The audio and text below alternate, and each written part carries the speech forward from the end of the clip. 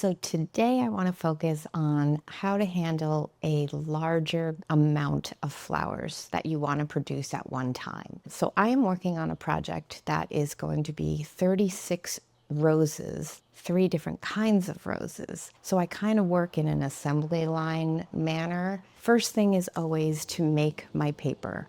Figure out how many petals will fit on each strip, figure out how much paper I need and how much paper I need for the leaves, and get that cooking. Because as you know from watching my videos, that's a good 48 hours right there. So while the paper is cooking, that's when I take the opportunity to make my centers. I love these trays and they help organize me so much. So then I just start working. I do use tons of Ziploc bags to keep sorting. So first I'll cut my petals to the shape. Then after they're all cut, I'll treat them, whether it's curling them or using the fondant tool, however I need to treat those leaves. And I just can put them here loosely and not worry about it. Then I can start to glue them together. I do the same thing with the leaves. I know each rose I want to have 4 to 5 leaves on it. So I just start making leaves and grouping them in 2 branches each, which has 4 to 5 leaves on them.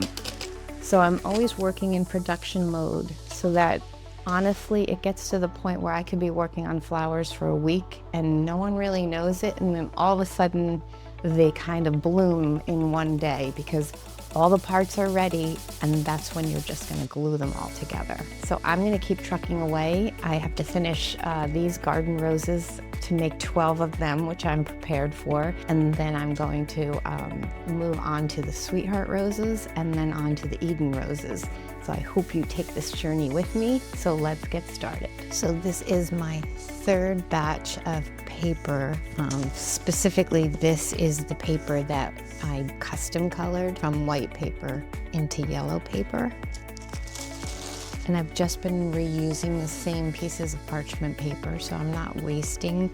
Since every batch has been yellow, it's kind of working out.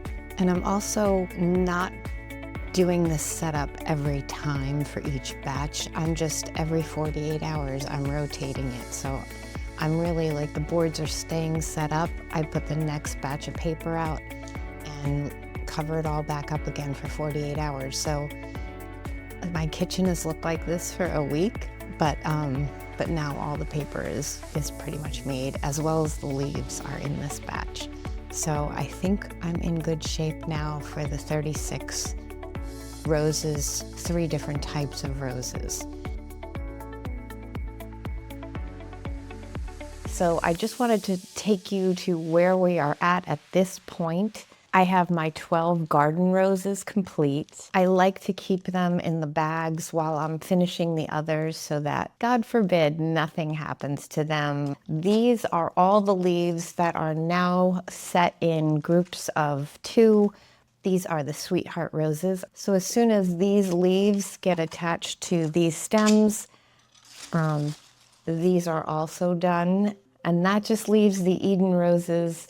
So we are in the home stretch of this big project. I'm hoping that you're seeing how beneficial it is to work almost in an assembly line process, breaking it down 1 flower at a time, and like I said, working along in groups. And it's also better for your hands because I'm telling you, if you try cutting everything all at the same time, you'll end up like feeling it in your fingers. You're better to like do a task, finish that task for that group, and then move to the next task. It gives your fingers a rest, it gives your wrists a rest, because it's lots of twisting and cutting, and it's really fun when all the parts start to come together and you actually see the flowers all blooming at one time. So I am rounding the corner with my last dozen Eden roses.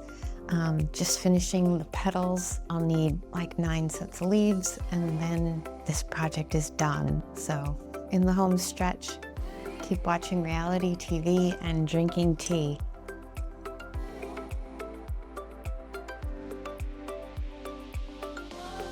and the 3 dozen roses are done. I thank you so much for joining me on this journey of how to mass produce a single flower. The ups and downs of this project. First, I'm very happy with how all 3 roses came out. I think the customer will be very happy. Everything went really easily. I did require more paper than I thought for the Eden rose. I actually ended up cutting the flowers down a few petals each flower because I ran out of paper. So instead of using like 10 large petals, 10 medium petals, 10 small petals, I ended up using like 8, 8, and 8 just to stretch my materials a little bit more. I think the time it took me was approximately 45 minutes to 50 minutes per rose. It cost $1.52 in materials per rose. How much is charged per stem? I mean, that's almost a video in itself, how to price a mass order like this. And I think the best way to price it is by the stem so that you can quickly give someone a price. It's, you know, $10 a stem, $12 a stem. And I would rate that on the complexity of the flower. How much time does it take you to make a flower? Like, for example, the sweetheart roses are a lot quicker to do, but yet they require a little bit more paper. So you have to weigh it out a little bit, but I think if you price them $12 to $15 a stem, that's a good starting place for sure. And I think people understand it's a rose that will never die. They get to keep it as long as they want it. I hope you try a project that really stretches you to do one flower, but do a whole bunch of them. And I love even varying one flower. Like say you do a rose, do 3 different kinds of roses just to make it a little bit different and dye them each a different way so that the colors are a little bit different. So I hope you enjoyed this. I hope you subscribe so that you see all my latest tutorials and hit that notification button so you know when a new one is out. Have a great day and keep blooming.